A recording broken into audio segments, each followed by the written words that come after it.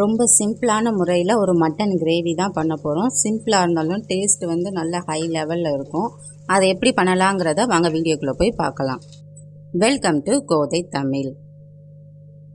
First mutton gravy பண்ணுறதுக்கு குக்கரில் தேவையான அளவு கடலெண்ணெய் சேர்த்துக்கிடலாம். 1/2 கிலோ மட்டனை கழுவி வச்சுருக்கோம், அதையும் உள்ளே சேர்த்துக்கிடுவோம். எண்ணெய் சூடாயிடுச்சு. இப்போ மட்டனை உள்ளே சேர்த்து நல்லா வதக்கி விட்டுடலாம். அந்த எண்ணெயில் இப்போ மட்டன் ஓரளவு வதங்கி அதில் உள்ள தண்ணியெலாம் வெளியேறி இருக்குது. இந்த டைமில் 1/2 டீஸ்பூன் மஞ்சள் தூள், 2 டீஸ்பூன் வந்து இஞ்சி பூண்டு பேஸ்ட் சேர்த்து பச்சை வாசனை போகிற அளவுக்கு வதக்கி விட்டுடலாம். இப்போ இஞ்சி பூண்டு பேஸ்ட்டோட பச்சை வாசனை போயிடுச்சு. மட்டனுக்கு தேவையான அளவு உப்பு சேர்த்து கறி முங்குற அளவுக்கு தண்ணி சேர்த்துக்கிடுவோம். ஹை ஃப்ளேமில் வச்சு ஒரு 5லேருந்து 6 விசில் விட்டு வேக வச்சு எடுத்துக்கிடுவோம். இப்போ மட்டன் வேகிற டைம்லேயே நல்லா ரோஸ்ட் பண்ணி எடுத்துக்கிடுவோம். அதுக்கு வந்து 1 டீஸ்பூன் மிளகு, 2 டீஸ்பூன் மல்லி, 1 டீஸ்பூன் சீரகம், 1/2 டீஸ்பூன் சோம்பு, பட்டை, கிராம்பு, 1 வரமிளகாய் சேர்த்து நல்லா ரோஸ்ட் பண்ணி எடுத்துக்கிடலாம். இதை ஆறவும் பவுட்ரு பண்ணி எடுத்து வச்சுக்கிடுவோம்.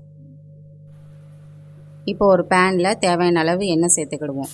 ரொம்ப குறைவாகவே சேர்த்துக்கிடலாம். சின்ன வெங்காயம் நறுக்கி வச்சுருக்கேன். எண்ணெய் சூடானதும் உள்ளே சேர்த்து வெங்காயத்தை நல்லா வதக்கிடுவோம், ஒரு கோல்டன் ப்ரௌன் கலர் வர அளவுக்கு. இப்போ வெங்காயம் வதங்கிடுச்சு. ஒரு சின்ன சைஸ் தக்காளியை கட் பண்ணி வச்சுருக்கேன், அதையும் உள்ளே சேர்த்துட்டு 1 டீஸ்பூன் இஞ்சி பூண்டு பேஸ்ட் சேர்த்து வதக்கி விட்டுருவோம்.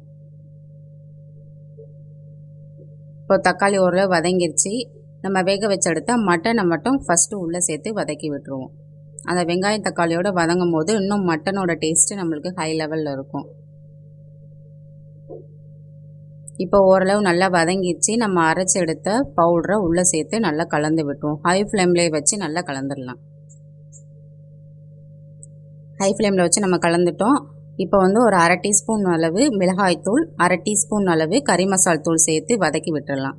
மட்டன் வேக வச்ச தண்ணி கொஞ்சம் இருக்கும், அதையும் சேர்த்து ஒரு 10 நிமிஷம் வேக வச்சு எடுத்துக்கிட்டிங்கன்னா ஒரு சுவையான டேஸ்டான மட்டன் கிரேவி ரெடி. அப்படியே சாதத்துக்கு வச்சு சாப்பிட்டிங்கன்னா அவ்வளோ ஒரு அருமையான டேஸ்ட்டாக இருக்கும். மட்டன் பீசஸ்லாம் நல்லா சாஃப்டாக வெந்து தனித்தனியாக இருக்குது. பார்க்கும்போதே உங்களுக்கே தெரியும், அந்த அளவுக்கு நல்லா வெந்து கிரேவி நல்லா ரெடி ஆகிருக்கு.